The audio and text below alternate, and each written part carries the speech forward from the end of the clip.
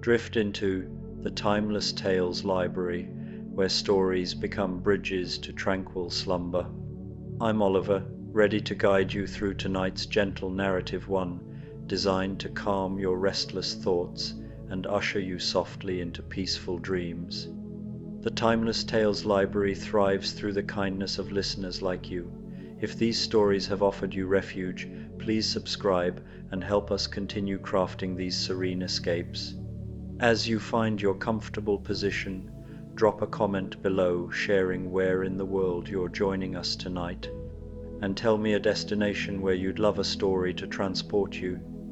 Maybe the lavender fields of Provence, a moonlit beach in Santorini, the ancient temples of Angkor Wat, or beneath the aurora borealis in Norway. Your dream destinations kindle the inspiration for our growing collection of tales. This story is about a stormy Thanksgiving evening when weary travelers from distant tales find their way to a magical neighborhood bakery where the scent of spiced pumpkin and warm cider mingles with the sound of rain, and where every soul who enters discovers exactly the comfort they've been seeking. Now, close your eyes, exhale slowly, and let the day's tensions dissolve like mist in the morning Sunday. Picture each worry as a leaf falling gently from a tree, carried away by a soft breeze.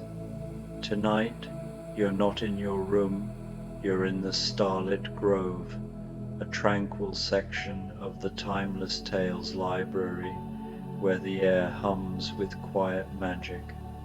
This secluded grove within the library is a sanctuary of endless paths, each winding trail leading to a new moment of peace, a hidden truth, or a spark of joy waiting to be discovered. Tonight's story is your walk through this enchanted grove. As we take our first step, let your body melt into the warm embrace of your bed. Your mattress is a mossy knoll beneath a canopy of twinkling stars, cradling you in comfort. Soften your shoulders, unclench your hands, and let your breath flow like a gentle stream. Feel the earth beneath you, steady and kind, holding you in its quiet strength. Let's begin our journey. The Rainy Day Pumpkin Pie Bakery, a Thanksgiving evening. The rain began just as the afternoon light was fading soft at first, then steadier, drumming a gentle rhythm against the cobblestones of Maple Street. The storm had rolled in from the east, bringing with it the deep scent of autumn rain and fallen leaves, and the promise of a long, cozy evening indoors. At the corner where Maple Street curved into Chestnut Lane, a warm golden glow spilled out onto the wet sidewalk. The Rainy Day Pumpkin Pie Bakery stood there as it always had, its windows fogged with steam, its sign painted with a cheerful orange pumpkin, and a slice of pie swaying slightly in the wind.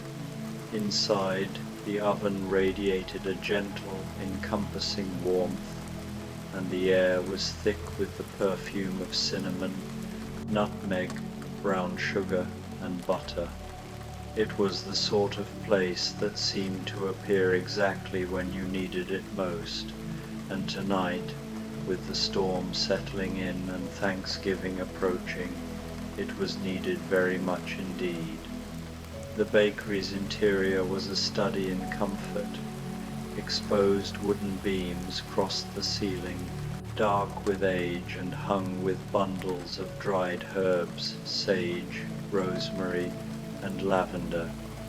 A large stone fireplace dominated one wall, flames crackling softly behind a brass screen, casting dancing shadows across the worn floorboards. Small round tables were scattered throughout the space, each with mismatched chairs that somehow all seemed perfectly right. A velvet armchair here, a ladder-back wooden chair there, a cushioned window seat that looked out onto the rain-soaked street. The walls were lined with shelves holding cookbooks with cracked spines, ceramic jars of flour and sugar, copper molds shaped like turkeys and cornucopias, and framed pressed flowers from summers long past. In the back, barely visible through an archway draped with strings of dried cranberries, the kitchen hummed with quiet industry. No one ever quite saw the baker clearly, just glimpses of flour-dusted hands, the sweep of a long apron, the gentle movement of someone who knew their craft so well it had become a meditation. Tonight, the display case near the front counter was filled with Thanksgiving treasures, pumpkin pies with perfectly crimped edges, their surfaces smooth as silk, apple tarts glazed with honey, pecan bars studded with nuts and drizzled with caramel, sweet potato hand pies dusted with cinnamon sugar, and in the very center, a magnificent maple walnut cake, 3 layers tall, frosted with cream cheese icing and decorated with candied autumn leaves that seemed to shimmer in the firelight. The rain grew heavier, pattering against the windows in waves, and the first visitor arrived. The door opened with the soft chime of a bell, letting in a gust of cool, damp air, and a figure in a dripping cloak.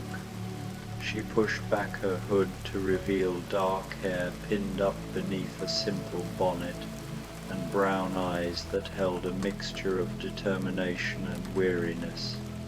Elizabeth Bennet stamped her boots on the mat and looked around the bakery with an expression of relief so profound it was almost comical.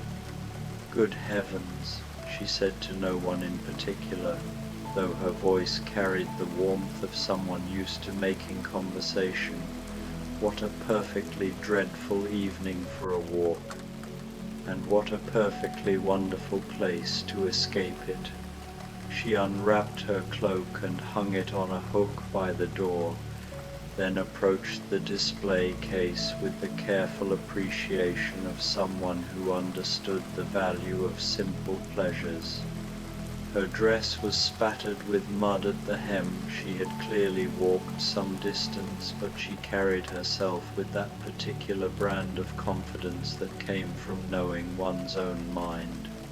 From the back, a figure emerged just long enough to place a steaming cup on the counter, spiced cider, fragrant with cloves and star anise, with a cinnamon stick for stirring.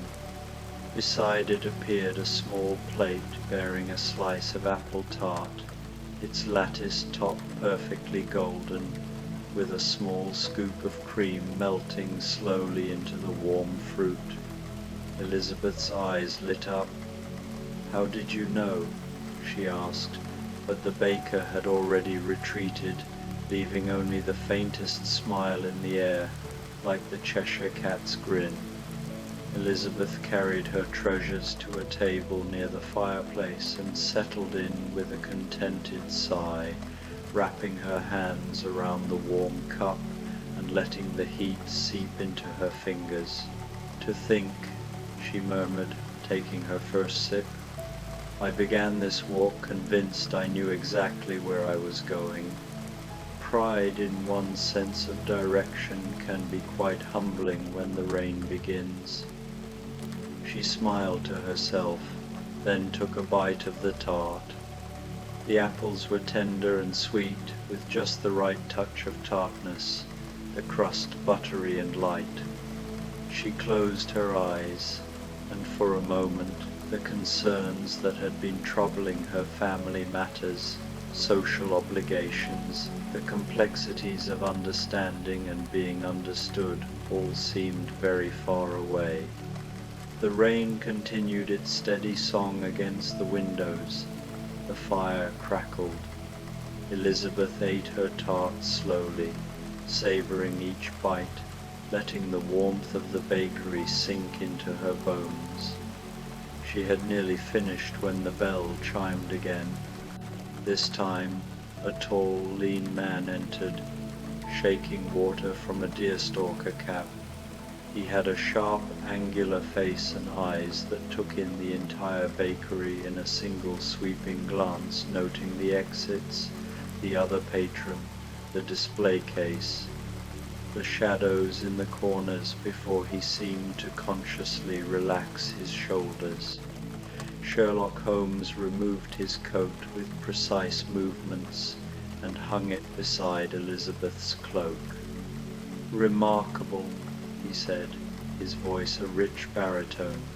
"A bakery that appears on a corner where I could have sworn there was merely a boarded-up shop last week. And yet here it stands, warm and welcoming, as though it has been here for decades."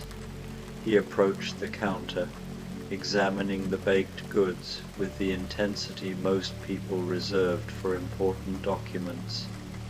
"The molecular structure of these pastries is quite extraordinary.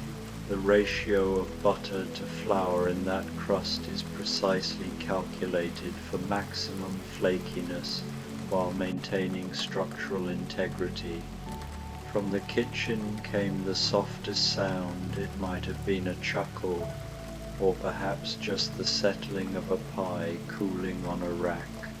A cup appeared on the counter, dark, strong coffee, aromatic and perfectly brewed, and beside it a generous slice of pecan bar, the nuts toasted to an ideal golden brown, the caramel neither too sweet nor too sticky. Holmes took both items with a nod of acknowledgement and moved to a table in the corner where he could observe both the door and the room. He sat with his back to the wall, old habits from countless investigations, but after a moment the tension in his posture eased. He took a sip of coffee and made a small sound of approval. "Miss Bennet, I presume," he said, glancing at Elizabeth. "The mud on your hem is characteristic of the path that leads from the east side of town, and your dress suggests you've been walking in weather you did not anticipate. Yet you carry no umbrella, which indicates either poor planning or a preference for spontaneity." Elizabeth looked up with amusement. "Mr. Holmes, if I'm not mistaken, I've heard of your methods. Though I must say, deducing a person's walking route seems rather a waste of your talents when you might simply enjoy your dessert in peace." Holmes smiled a rare, genuine expression. "You are quite right. My apologies. The habit of observation is difficult to suppress. But you make an excellent point." He took a bite of the pecan bar and actually closed his eyes for a moment. "Extraordinary. I have solved 3 seemingly impossible cases this month, and yet I find that none of them has brought me quite the satisfaction of this particular confection." "Perhaps," Elizabeth suggested gently, "that is because mysteries may be solved, but a perfect dessert may only be experienced. There is no puzzle to crack, no answer to seek, only the present moment to enjoy." Holmes considered this, taking another thoughtful bite. "You are a philosopher as well as a walker in the rain, I see." "Only a woman who has learned that not everything requires solving," Elizabeth replied with a smile. They fell into a companionable silence, each attending to their treats, while the rain drummed steadily on and the fire popped softly in its hearth. The bakery wrapped around them like a warm blanket, asking nothing, offering everything. The door chimed once more.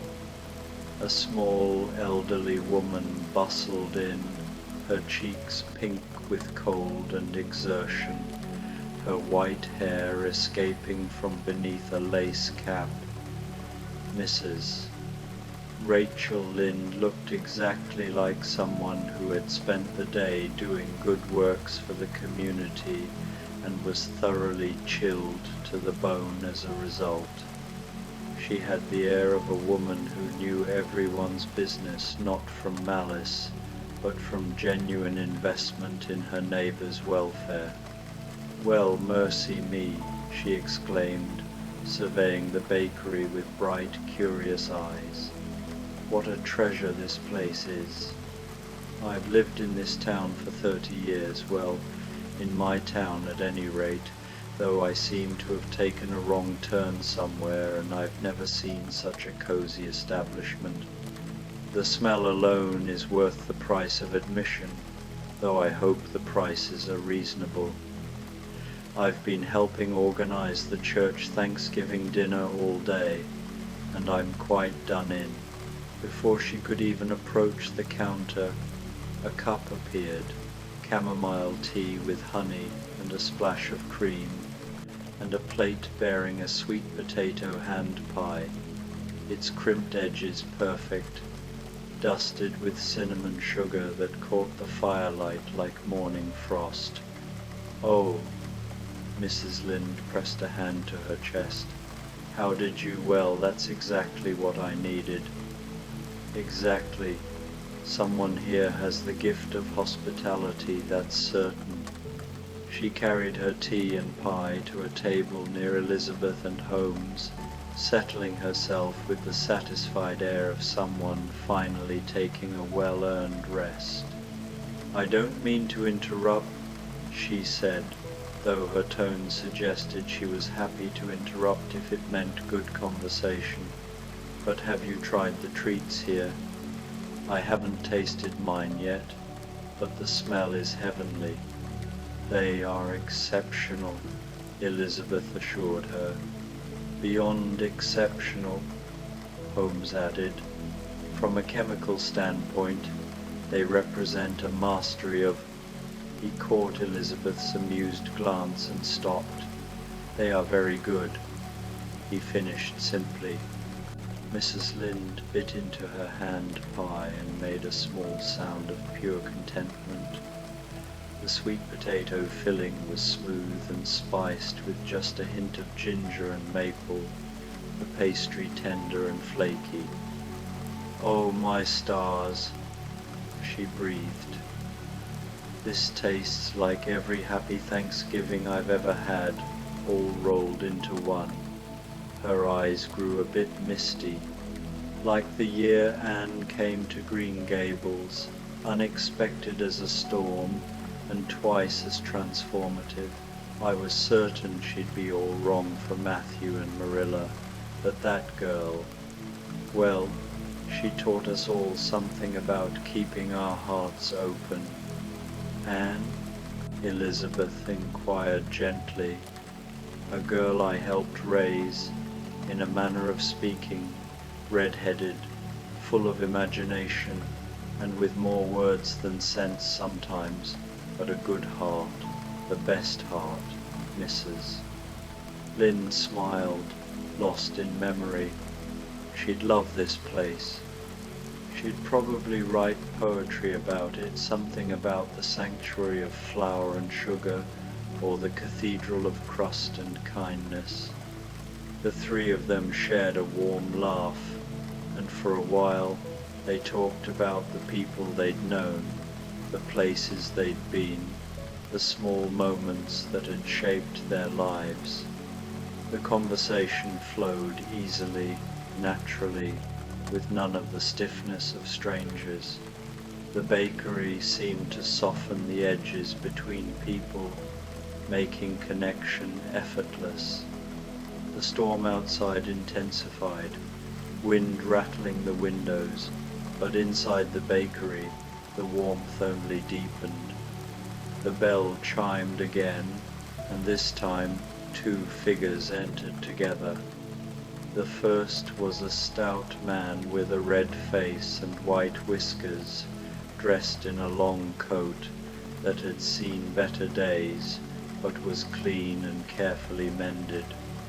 Bob Cratchit carried himself with the quiet dignity of someone who had known hardship but had never let it steal his capacity for joy.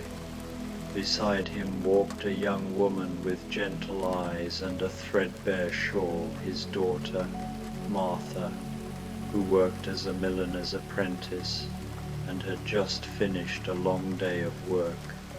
"Oh, Papa, look," Martha exclaimed softly. "What a wonderful place, and it's so warm. Your hands are like ice. Let's get you by the fire." "I'm quite all right, my dear," Bob protested, but he was already moving toward the hearth, drawn by its welcoming heat. "Though I confess, a rest would not go amiss. We've been walking a good while." Before either of them could speak, 2 cups appeared on the counter, hot cocoa for Martha, rich and dark with a cloud of whipped cream on top, and mulled wine for Bob, fragrant with orange peel and spices. Beside them, a plate appeared bearing 2 generous slices of the magnificent maple walnut cake, the cream cheese frosting piped in delicate swirls, the candied leaves glinting like amber. Martha gasped softly, "But we haven't even ordered," or "How much do we owe?"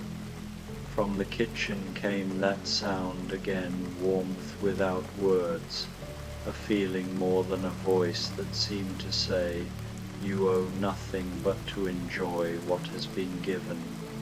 Bob's eyes grew bright. "Remarkable kindness," he murmured. "It reminds me of learning that there is more generosity in the world than we sometimes believe, that cold hearts can warm, and that every day is a chance for gratitude." They carried their treasures to a table near the others, and soon they were all talking together, Elizabeth sharing witty observations about society, Holmes describing a particularly puzzling case, with all identifying details carefully omitted, Mrs. Lind offering opinions on everything from weather to human nature, and Bob and Martha listening with pleasure, occasionally adding their own gentle stories about Tim, the youngest Cratchit child, and his boundless hope despite his struggles. "He insists on helping with everything," Martha said fondly, "even when he shouldn't strain himself. He has such a generous spirit he wanted to give away half his dessert at dinner last week to a child who was crying. Never mind that we had precious little to spare. That's the thing about gratitude," Elizabeth mused. "It multiplies when shared. The more you give thanks, the more you find to be thankful for." Holmes nodded slowly, an unusual expression of contemplation on his face. "I spend my days analyzing motives, most of them selfish or cruel. It is refreshing to be reminded that kindness exists without motive, without calculation, simply because it should." The fire crackled its agreement, and the rain continued its lullaby against the glass. The door opened once more, admitting a woman whose bearing suggested both strength and weariness. She was tall and wore simple, practical clothing, her dark hair pulled back severely, her face lined with the evidence of many long days. Jane Eyre paused in the doorway, taking in the scene, the warm bakery, the gathered strangers talking like old friends, the impossible coziness of it all, with an expression of someone who had learned not to trust easy comfort, but desperately wanted to. "Forgive me," she said quietly. I was caught in the storm and saw the light. I don't mean to intrude. No intrusion at all, Mrs. Lind called out warmly. Come in, there's plenty of room and apparently plenty of treats. This is a magical place, I'm convinced of it. Jane closed the door behind her and removed her damp coat. She moved carefully, as though afraid the spell might break, and approached the counter where, without surprise now, because the bakery's magic was becoming understood, a cup appeared. Earl Grey tea, perfectly steeped, with a slice of lemon, and beside it a slice of pumpkin pie, its filling smooth and perfectly spiced, topped with a generous dollop of fresh whipped cream. Jane's breath caught. Pumpkin pie, she whispered. I haven't had pumpkin pie since I was a child.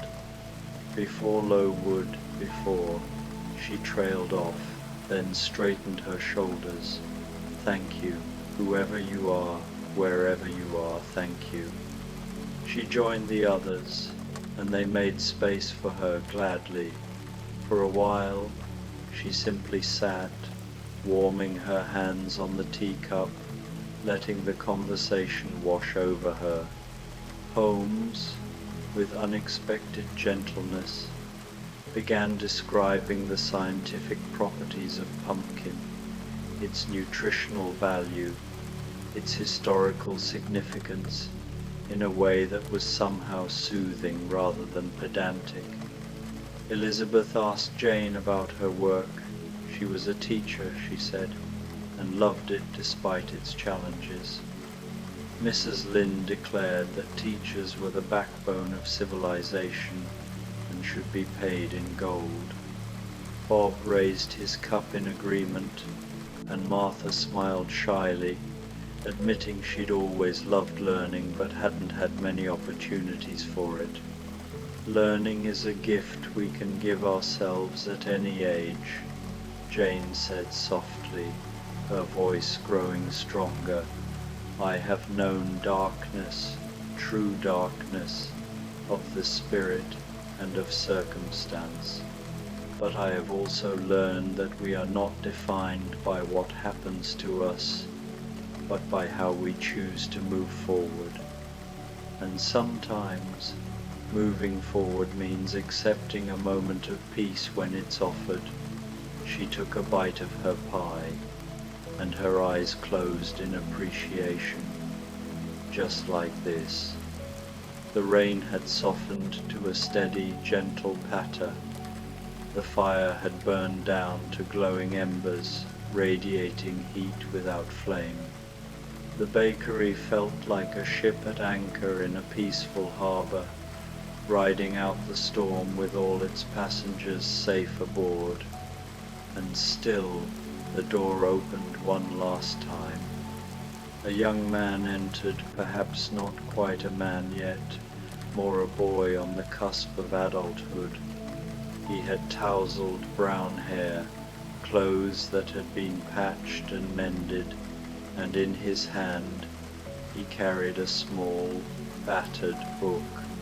Jim Hawkins looked around the bakery with the bright eyes of someone who had seen adventure but had learned to value safety, who had found treasure but had discovered that home was worth more.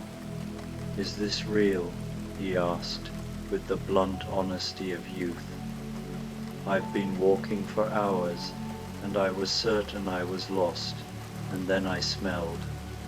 Well, it smelled like my mother's kitchen at Thanksgiving, when we actually had a kitchen. I mean, before we moved to the inn. Before everything changed. It's real, Martha assured him gently. Come sit down. You look half frozen. Jim didn't need to be asked twice. Before he reached the counter, a mug appeared. Hot cider with a stick of cinnamon and a thick slice of apple tart. not the delicate one Elizabeth had enjoyed, but a heartier version. The apples chunky and generous, the crust thick and sturdy, the kind of food that sticks to your ribs and reminds you that you're safe and fed and home. "Thank you," Jim breathed, and he meant it with his whole heart. He brought his food to the last empty chair at what had become their communal table, and he ate with the unself-conscious hunger of a growing boy who'd missed a meal.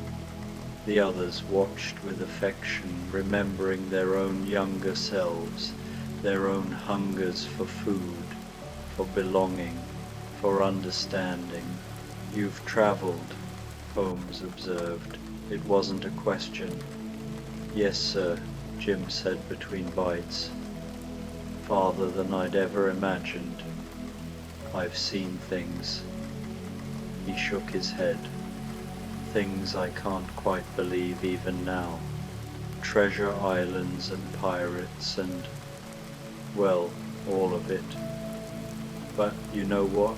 The best part of any journey is coming home, or finding a place that feels like home, even if it's just for a little while." "Here, here," Bob said softly, raising his mug. They all raised their cups and mugs, Earl Grey and cocoa, mulled wine and cider and coffee and chamomile tea, and they drank together, a silent toast to shelter, to warmth, to the unexpected grace of finding exactly what you need, exactly when you need it. The conversation continued, but slower now, with longer pauses. They were all feeling it, the deep, bone-settling relaxation that comes from being truly safe, truly warm, truly fed. Elizabeth found herself smiling at nothing in particular, just feeling content. Holmes had stopped analyzing anything and was simply present, his sharp mind finally at rest. Mrs. Lind had stopped offering opinions and was listening with a peaceful expression. Jane had unclenched her hands from their perpetual vigilance, letting them rest softly in her lap. Bob had leaned back in his chair, his weathered face smooth with contentment, while Martha dozed lightly against his shoulder. And Jim had pulled out his book, but wasn't reading, just holding it, a talisman of all his adventures and all the peace that came after. From the kitchen, the baker emerged at last, or at least a figure that might have been the baker. The firelight made it hard to see clearly, but there was an impression of warmth, of hands that had kneaded countless batches of dough, of eyes that had seen all the world's weariness and had chosen to answer it with pie and coffee and cocoa and tea. The figure moved around the bakery, banking the fire for the night, setting out fresh logs, dimming the lights to a soft amber glow.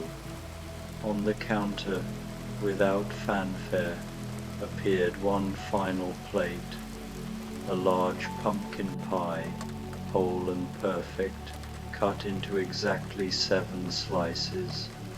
Beside it, 7 small plates and 7 forks. "Oh," Mrs. Lind said softly. "Oh, that's lovely." They rose together, without speaking, and each took a plate with a slice of pie. They returned to their seats and ate slowly, reverently, tasting the cinnamon and nutmeg and ginger, the sweetness of the pumpkin, the buttery crust. Outside, the storm had passed. The rain had stopped, leaving only the occasional drip of water from eaves, the soft patter of drops falling from leaves. Through the window, a few stars were visible between the clouds. and the air had that clean-washed smell that comes after a storm. "I've been thinking," Elizabeth said quietly, her voice drowsy and content, "about gratitude.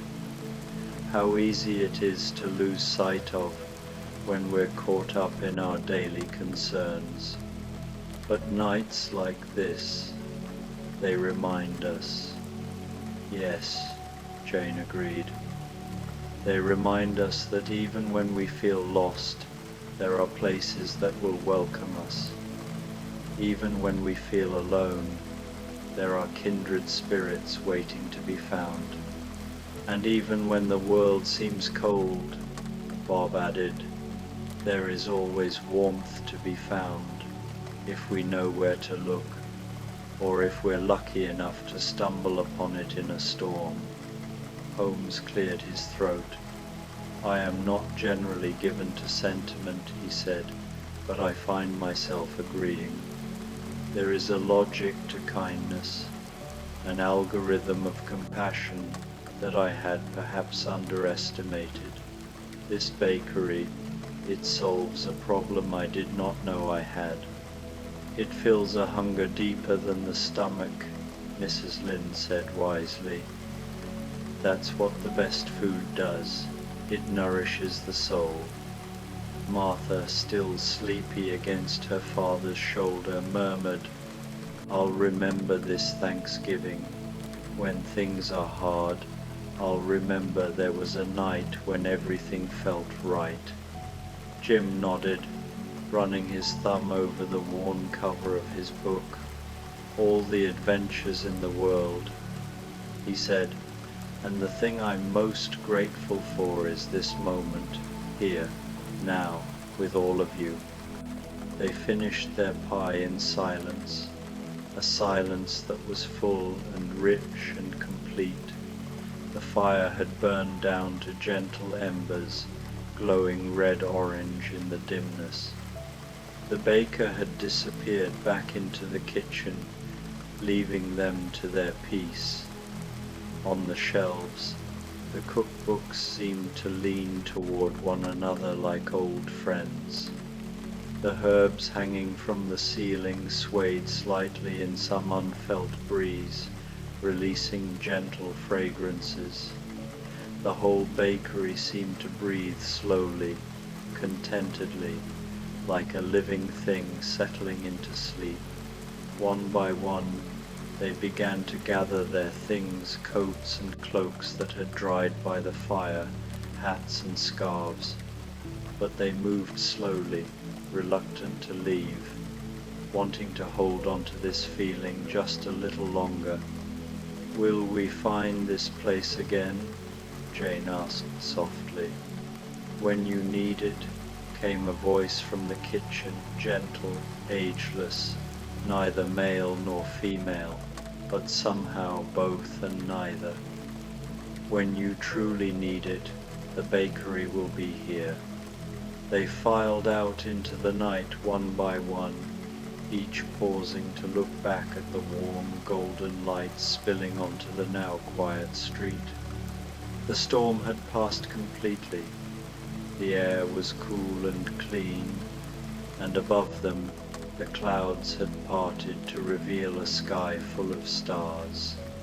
They went their separate ways back to their own stories, their own lives, their own times, but each of them carried something with them, a feeling of peace, a sense of gratitude, the memory of a Thanksgiving evening when 7 strangers became friends over pie and coffee and cocoa and tea, when the world outside could have been cold and harsh, but inside a small bakery on the corner of Maple Street and Chestnut Lane, everything was exactly as it should be. The light in the bakery's window glowed softly for a few minutes more, then dimmed to darkness. The sign, the cheerful pumpkin and the slice of pie swung gently in the night breeze.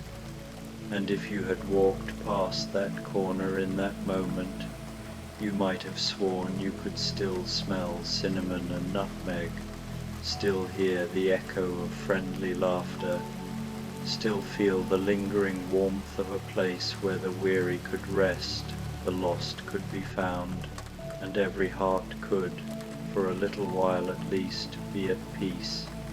Somewhere in the distance a clock chimed the hour deep, melodious and slow. The street was empty now, the puddles reflecting starlight like scattered diamonds. The night settled in, peaceful and complete, and in homes all over that neighborhood, and in neighborhoods in other times, other places, people climbed into bed feeling, without quite knowing why, that they were safe and valued and enough. In the morning, if you looked, you might not find the bakery at all. The corner where it had stood might be empty or occupied by something else entirely. But on another rainy night, when the storms came and the wind blew cold, when wanderers needed shelter and hearts needed comfort, the golden light would appear again. The warm scent of baking would drift through the streets, the door would open to all who needed it, and inside the oven would be warm, the pie would be perfect, and 7 chairs would wait around a table near the fire, ready to welcome the next group of travelers who found their way home. The rainy day pumpkin pie bakery would be there, as it always was, exactly when it was needed most. And that, after all, is the very best kind of magic. Sleep well, dear listener. May your dreams be warm, your rest be deep, and may you always find shelter when the storms come. Good night.